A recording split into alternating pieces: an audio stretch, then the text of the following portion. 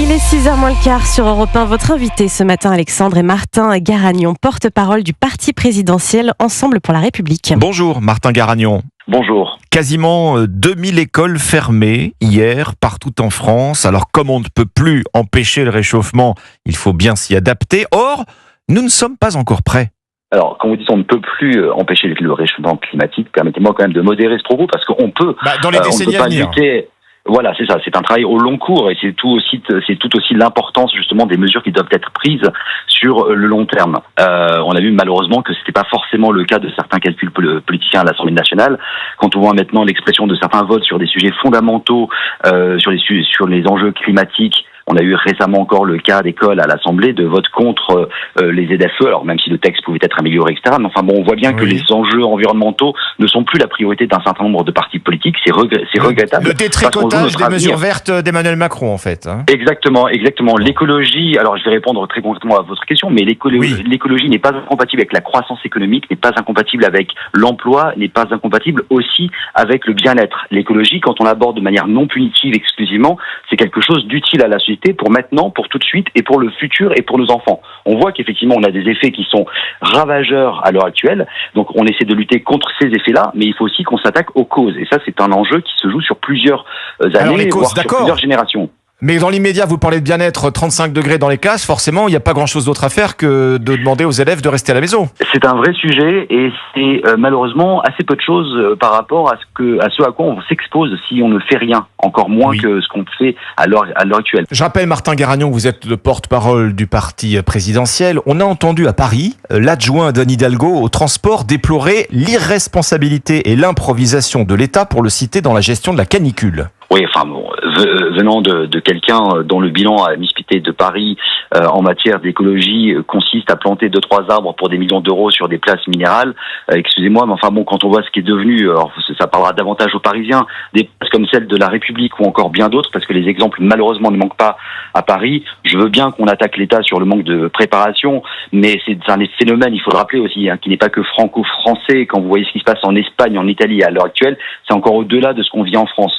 Donc faisons preuve aussi, évitons de politiser à outrance des sujets qui ne devraient pas l'être, faisons preuve de responsabilité, de solidarité aussi dans ces moments-là. Quand vous savez que les enfants, selon qu'ils sont à l'école, au collège ou au lycée, ça peut être géré par la ville, par la mairie, par le département ou la région, je pense qu'il n'est pas vraiment d'intérêt général de tirer forcément sur ceux d'à côté. Les socialistes qui ont fini par ailleurs de ménager François Bayrou, puisque le PS décide de déposer une motion de censure contre le Premier ministre. On a entendu le premier secrétaire du PS dire « plus aucune indulgence », Martin Garagnon. Oui, alors si vous avez compris quelque chose à la politique du PS en termes de motion de censure, vous m'expliquerez, parce que moi j'ai pris quelques minutes pour essayer de comprendre, parce qu'apparemment il dépose une motion de censure, mais à condition que le RN ne la vote pas. S'il la vote, il la retire. Je veux bien, mais tout ça n'est pas très responsable. François Bayrou l'a encore rappelé, en 6 mois de gouvernement, il a dû faire face à 8 motions de censure. Ça veut dire plus de 1 par mois. Sans les voix du RN, il reste à Matignon. Il faut les voix du RN. De toute façon, à l'heure actuelle, on l'a vu encore hier avec le projet de réforme de l'audiovisuel public de Madame Dati, qui est un très bon projet. Si la gauche et le RN votent ensemble, ils font tomber n'importe quel texte ou n'importe quel gouvernement. C'est ce qui s'est passé à l'Assemblée avec cette réforme de l'audiovisuel public. C'est ce qui s'est passé à l'Assemblée hier, c'est ce qui s'est passé avec le précédent gouvernement pour la motion de censure. Donc à chacun aussi de prendre ses responsabilités. Mais de déposer une motion de censure en vous expliquant aux Français que cette motion de censure elle est indispensable parce que les socialistes en l'occurrence sont contre un texte, mais que dans le même temps ils sont prêts à la retirer en fonction de qui va la voter, je trouve que c'est un peu abrupt à comprendre, mais à chacun sa politique. Boualem Sansal, condamné en appel à 5 ans de prison ferme en Algérie pour atteinte à l'unité nationale. On rappelle que l'écrivain franco-algérien a 80 ans, qu'il est très malade.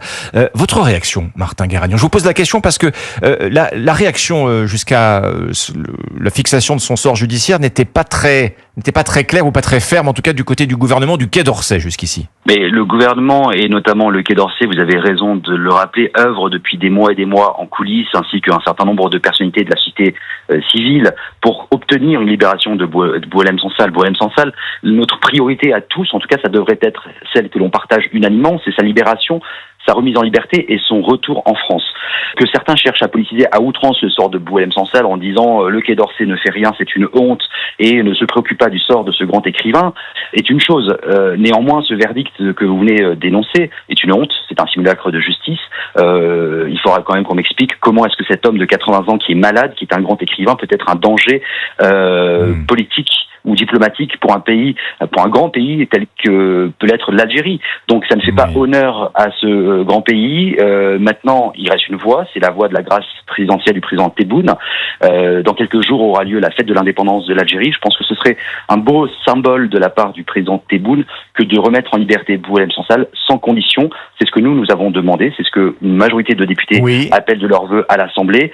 Et je pense que là aussi, c'est un sujet sur lequel on devrait tous se retrouver parce que la liberté d'un homme, la liberté d'un écrivain, elle dépasse aussi les clivages partisans. Alors pas que d'un homme en Algérie. Sébastien Glaise, notre confrère journaliste sportif condamné à 7 ans de prison en Algérie pour apologie du terrorisme. Là aussi, vous pouvez nous le dire, le gouvernement est aux commandes, essaie d'obtenir sa libération? Vous faites bien de l'évoquer parce que le sort de ce journaliste qui partait en Algérie pour faire son travail, c'est-à-dire en l'occurrence un reportage, un sujet pour son titre de presse sur un club de foot de Kabylie, qui est un grand club de foot, la jeunesse Kabylie, se retrouve finalement embastillé et condamné, vous l'avez dit, pour des faits qui sont très éloignés de son métier et de la raison pour laquelle il était en Algérie.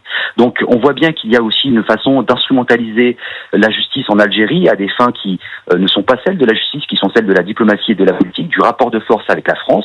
S'il y a des problèmes entre la France et l'Algérie, qu'on les règle au niveau justement qui doit être celui de la diplomatie et des affaires étrangères, mais qu'on n'instrumentalise pas la justice au détriment de citoyens qui se rendent en Algérie pour de bonnes causes, pour leur travail, qui sont autorisés à s'y rendre et qu'on va embastiller pour faire pression pour finalement d'autres sujets qui les dépassent. Donc le cas de ce journaliste est aussi exemplaire à ce titre-là. Et on voit bien mais finalement qui sont touchés, qui sont ciblés. Ce sont des écrivains, ce sont des journalistes. Ça ne fait pas honneur non plus au sens de la justice de ce pays ami historiquement qu'est l'Algérie que de pratiquer de telles méthodes à l'encontre de nos concitoyens. Merci Martin Garagnon. Avec plaisir. Porte-parole d'Ensemble pour la République sur Europe 1.